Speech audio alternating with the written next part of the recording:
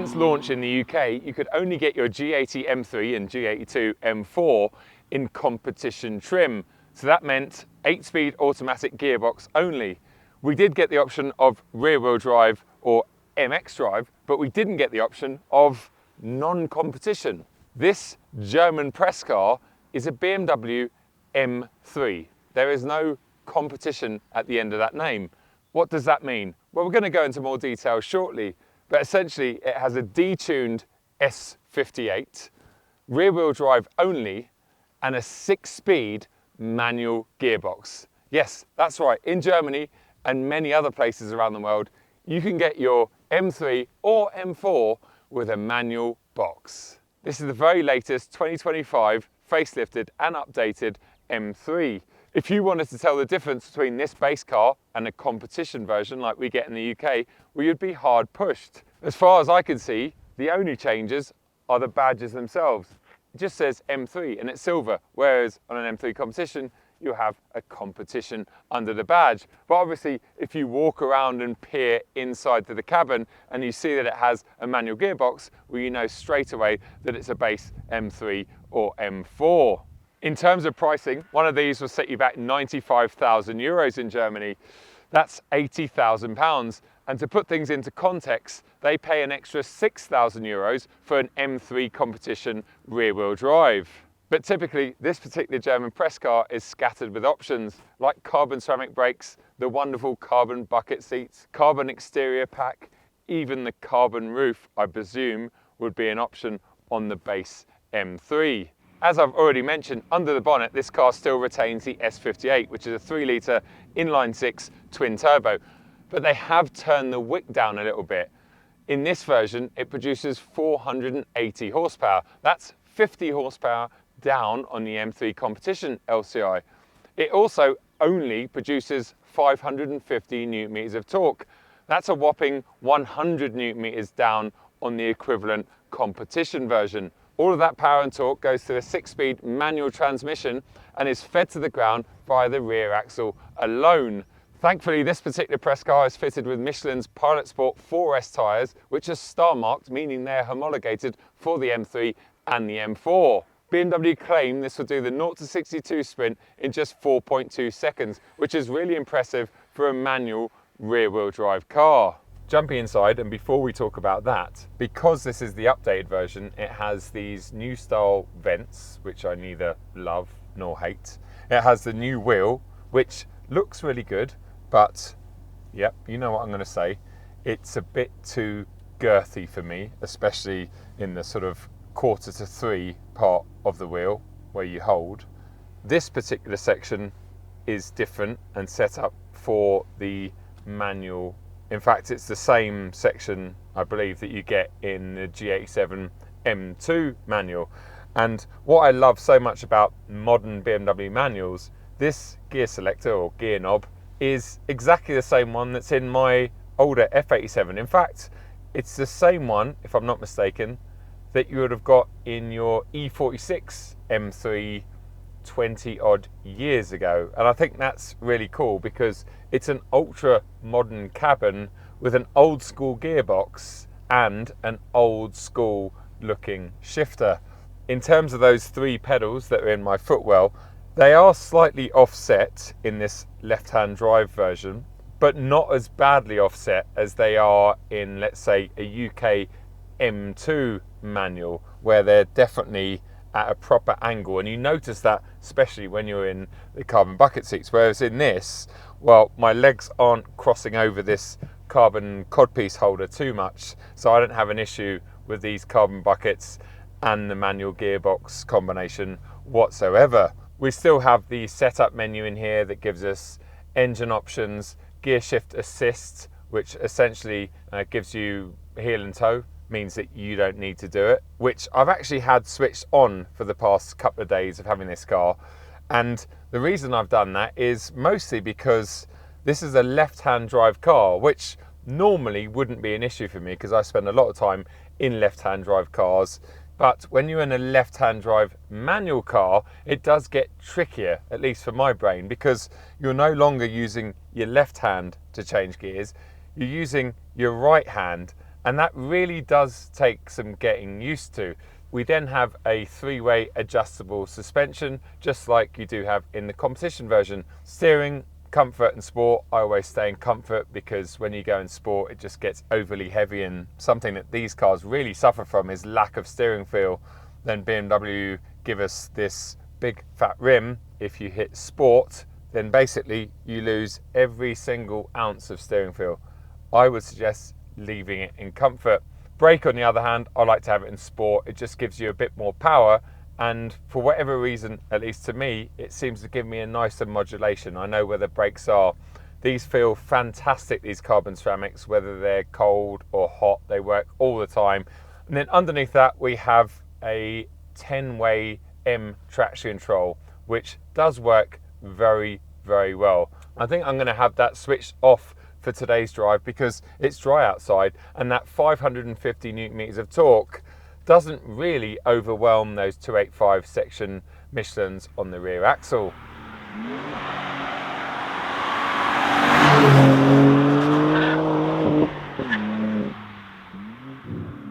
I'm out here in Austria driving along the beautiful but expensive Grossglockner Pass. I say expensive because it's 45 euros if you want to take your car along here. And that's just a single day pass. In fact, it's 35 euros if you're on a motorbike, which I think is even more of a piss take. But look at the views, look at the road. It's definitely worth experiencing if you are in this part of the world. And I figured, because I was in Munich anyway, for something that I will get onto, why not take this wonderful press car out to some roads that it deserves? Because living in the UK, we really lack good roads, and we do lack scenery like this as well.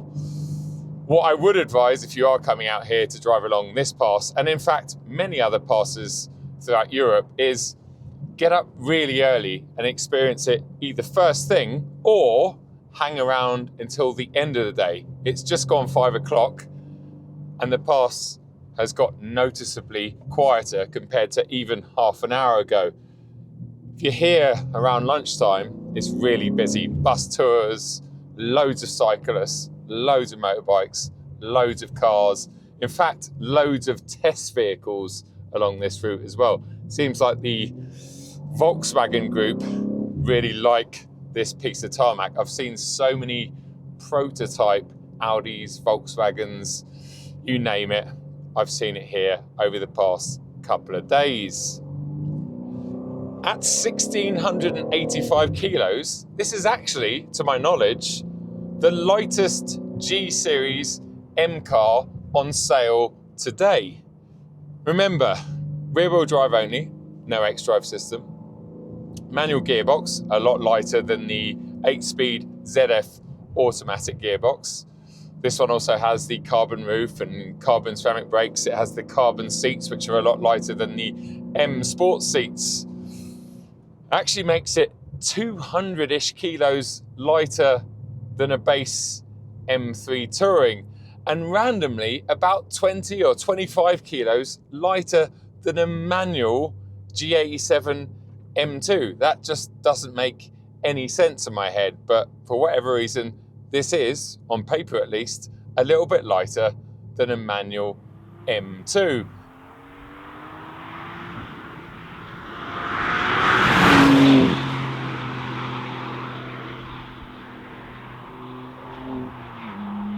Now we're heading down the other side. Probably a good time to talk about what this car has been like to live with over the past 2 or 3 days, as a daily, if you like. Has the manual box ruined the usability of the M3? Well, firstly, I have to say, when I walked up to this car in the BMW press garage before I knew it was going to be a manual, when I spotted that, I was so happy. Number one, because, well, it's new content to bring to the channel, bring to you guys. But number two, because I love a manual car. Obviously, my M5 Touring is automatic. And yes, I do have my wonderful F87 M2 competition, and that's a manual. but I very rarely get to drive manual cars these days. And I think the fact that BMW M produce the M2, the M3 and the M4 in manual variants is just so cool. It's a shame we don't get this in the UK, but at least we get the M2 manual option. And just driving around with a manual box, cruising from A to B, I love it. It suits this car, this engine, this running gear really well. I guess if there was one complaint regarding the manual transmission, it would be the fact that when you're up at motorway speeds or autobahn speeds in Germany, the sixth gear just isn't long enough. You're revving way too high, even at sensible speeds, and therefore chewing through an awful lot of fuel. It's not too bad efficiency-wise when you're not at those silly speeds, but anything above, let's say 75, 80 miles an hour, and you can almost see the fuel gauge move. It's quite scary because the tank in this, I think it's 59 litres, so it's not a massive tank.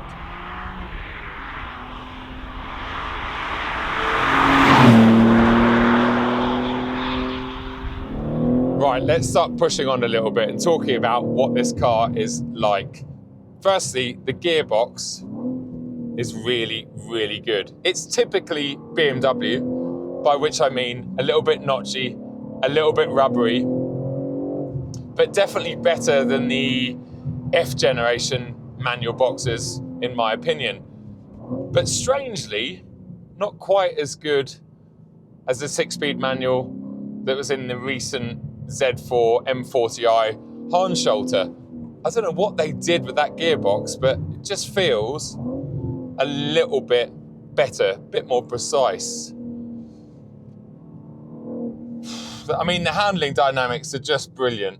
Aside from the lack of steering feel, the way this thing slows down, turns in, mid-corner, rotates if you want it to, especially on the way down, exits with that wonderful rear axle that produces so much grip. I vividly and fondly remember my Portimao Blue M3 competition rear-wheel drive, and I remember how blown away I was when I discovered just how much grip that rear axle has, especially when it's clad with Michelin tyres. And this car, being a little bit lighter, just feels a bit more nimble. It feels alive, which is an amazing thing to say about any modern car or sports car, because most modern cars have had a lot of their life and fun sucked out of them, whereas this one seems to have had some fun injected back into it. And I'm not sure if that's just down to the fact that it has a manual gearbox.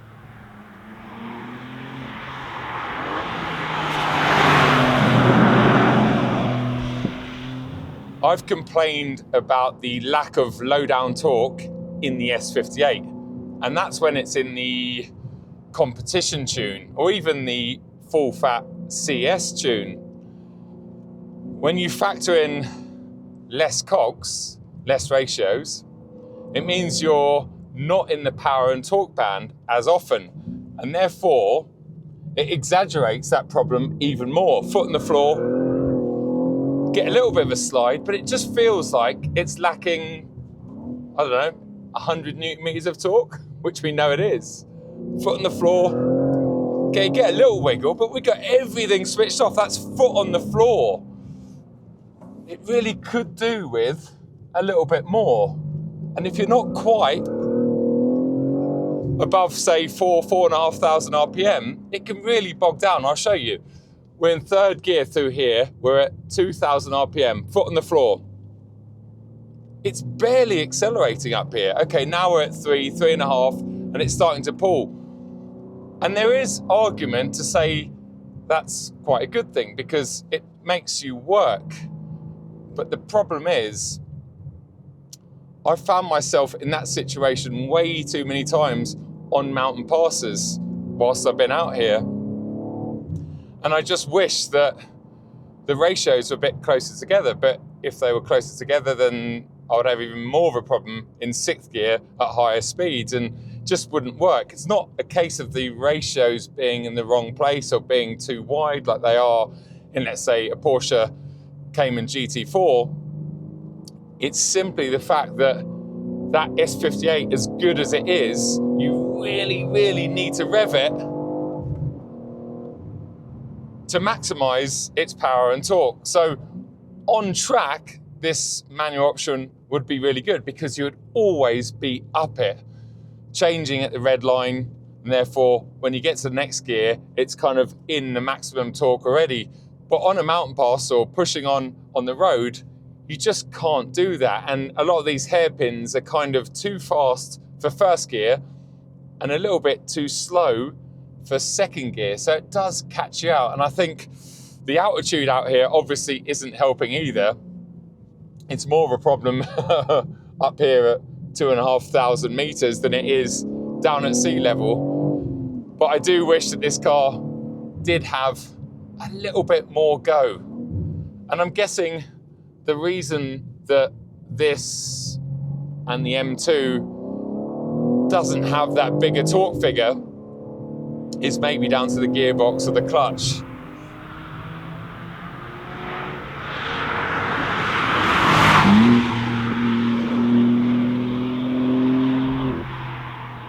Are we missing out in the UK by not having this car?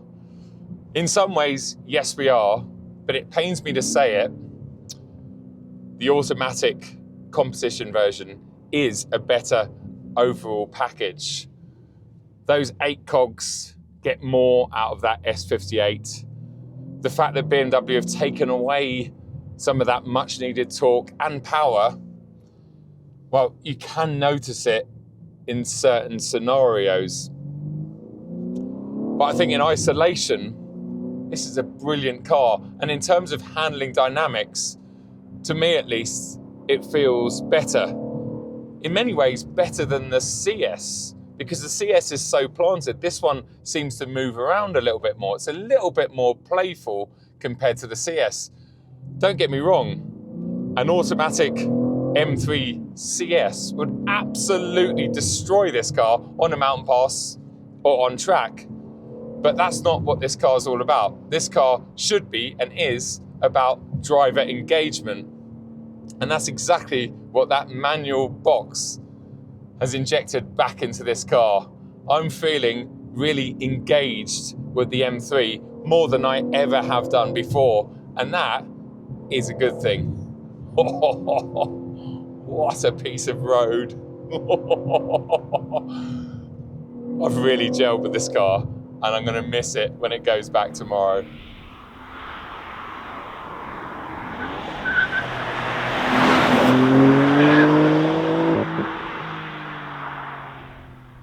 Before we enjoy that last piece of mountain pass and sign off, I'd like to urge you to head over to my Two Wheels Achilles motorcycle channel. I'll put a link to it in the description below.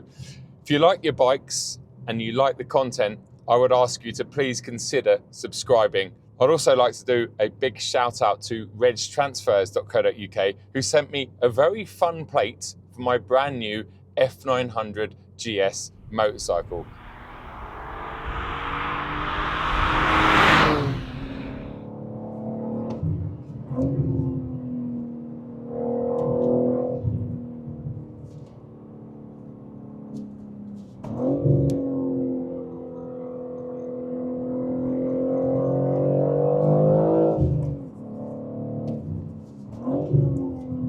What a bit of road.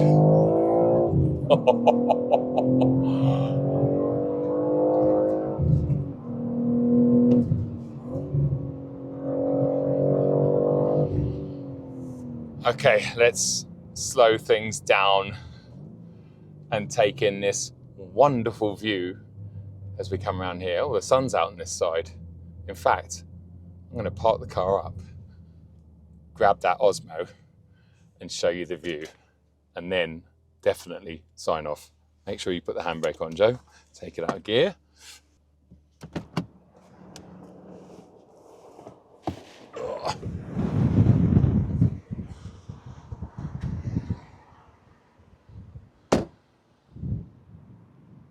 Wow. Look at that. Wonderful, wonderful, wonderful. Thanks for tuning in. As always, I'll see you at another video very, very soon. Cheers.